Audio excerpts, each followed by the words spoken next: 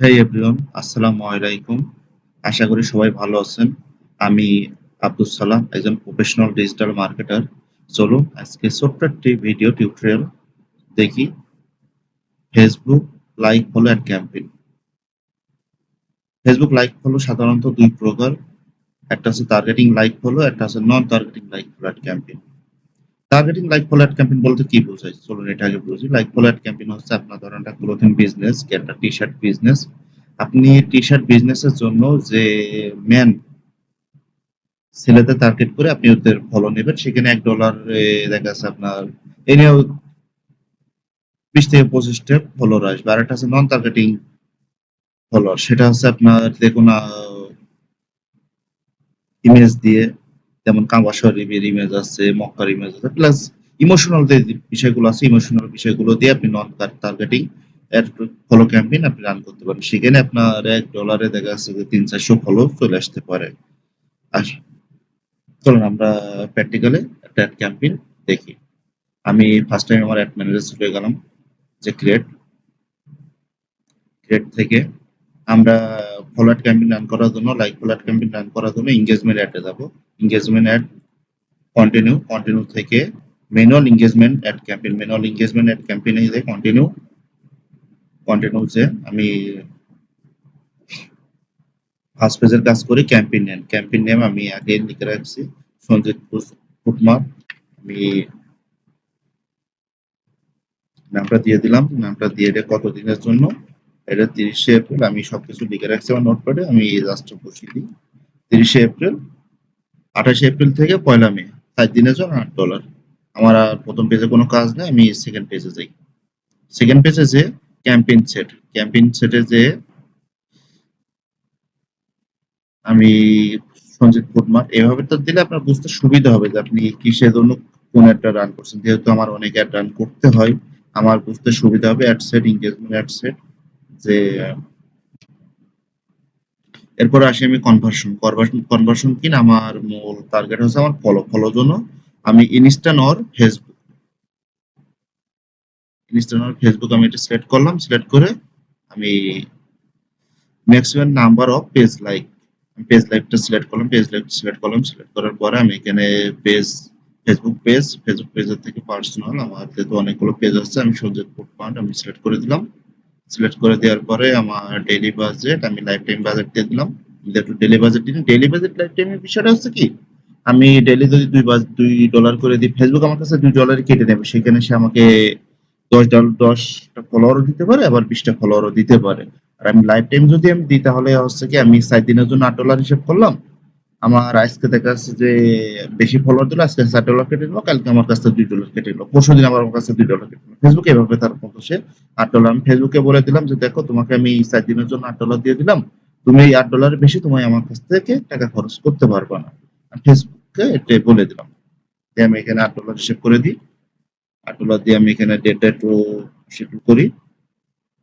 Customise থেকে আমি April May, 1লা মে ডেটটা দিয়ে দিলাম। আমি 7টা 30 PM থেকে 1 তারিখ 7টা 30-এ শেষ হবে। 7টা 30 PM শেষ হবে। এখানে একটা বিষয় বলি, ফেসবুক কিন্তু ডেটটা এমন ভাবে হিসেব করে, আজকে 7টা 30, আজকে 28 তারিখ 7টা 30, আর আগামীকাল 29 তারিখ 7টা 30, এটা হচ্ছে ফেসবুকের একদিন। আমরা এমন ভাবে ধরি না যে প্রতিটা দিন ফেসবুক এভাবে ধরে না, ফেসবুক টাইম টু টাইম ধরে। যে আমি অডিয়েন্স থেকে আমার টার্গেট, লোকেশন হচ্ছে বাংলাদেশ, আমি বাংলাদেশটা সিলেক্ট করে দিলাম।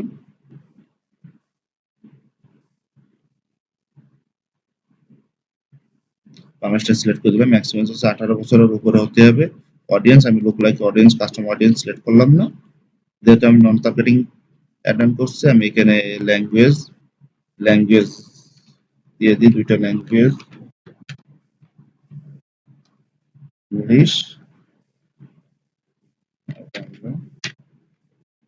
আমি 2টা ল্যাঙ্গুয়েজ দিয়ে দিলাম। 2টা ল্যাঙ্গুয়েজ দেওয়ার পরে এখানে আমি সিলেক্ট করি 18 থেকে 50 বছর সিলেক্ট করে দিলাম। এখানে আপনি দেখুন, আমি 50 বছর সিলেক্ট করে দিলাম। জেন্ডার অল, আমি জেন্ডার অল দিয়ে দিলাম। ডিটেল টার্গেটিং, আমি ডিটেল টার্গেটিং এখানে কিছুই দেব না, আমি জাস্ট রেখে দিলাম, এভাবে রেখে দিলাম ডিটেল টার্গেটিং। তো আমি ফলো ডান করছি, এখানে আমার কোনো টার্গেটিং করতেছি না। একটু আমরা নিচে যাই, সমরের নিচে যাই, নিচে যে ফেসবুক অল ডিভাইস, ফেসবুকেই ডান হবে। ফেসবুকে আমি কোথায় কোথায় দেখাবো এর একটু কাইন্ডলি একটু দেখি। আমি শর্ট রিলস, আমি রিলসে দেখাবো, সার্চে ফেসবুক সার্চ দেখাবো না, ফেসবুক সার্চ থেকে তেমন একটা আসে না। ফেসবুক সার্চে দেখালাম, আমি নিউজ ফিড দেখালাম আর রিলসে দেখালাম। ফিড আর রিলস থেকে ভালো পরিমাণে একটা ফলো আসে। প্লেসমেন্ট,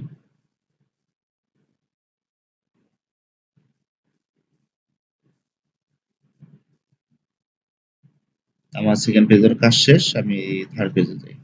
থার্ড পেজে যেয়ে আমি প্রতিবারের মতো নামটা দিয়ে দিলাম সন্দীপপুর। আমি সেম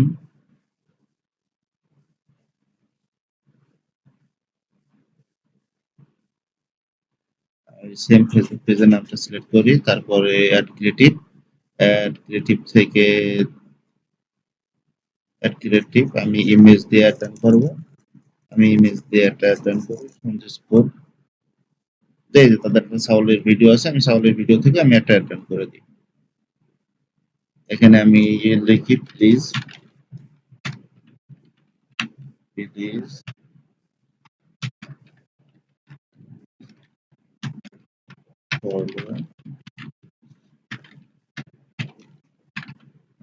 ফলো দিস পেজ। নেক্সটে যাই, আমি সিলেক্ট করি, সিলেক্ট করে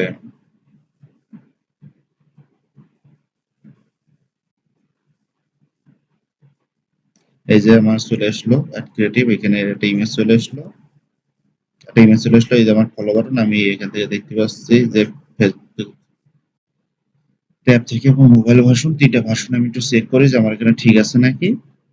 আশা করি ঠিক আছে, আমার একটু যে এই যে ঠিক আছে, চলে আসছে, ঠিক আছে। এই যে এইভাবে আমরা একটা ফলো অ্যাড ক্যাম্পেইন রান করি, এবং একটা ফলো অ্যাড ক্যাম্পেইন রান করলে আশা করি ভালো আপনি একটা ফলো পাবেন, অরিজিনাল ফলোয়ার গুলো আপনি ফেসবুকে পাবেন। আমি পাবলিশ দিলে পাবলিশ, তারপর আমি রিভিউ দিয়ে দিই যে আমার সবকিছু ঠিক আছে নাকি। যে আমার প্রথম পেজের কাজ সবকিছু ঠিক আছে, আমি সেকেন্ড পেজ থেকে এটা রিভিউতে দেখি যে আমার সব ঠিক আছে নাকি। অ্যাড সেটের নাম ঠিক আছে, কনভার্সন প্লে ইনস্ট্যান্ট ঠিক আছে, পেজের নাম ঠিক আছে, লাইফ টাইম $8। আশা করি সব ঠিক আছে, এবার আমি পাবলিশ নেক্সট দিয়ে পাবলিশ দিলেই ঠিক। এভাবে আমরা একটা ফেসবুক ফলো অ্যাড রান করতে পারি এবং ভালোটা রেজাল্ট আমরা পাবো এভাবে ফলো অ্যাড রান করলে। ধন্যবাদ সাথে থাকার জন্য।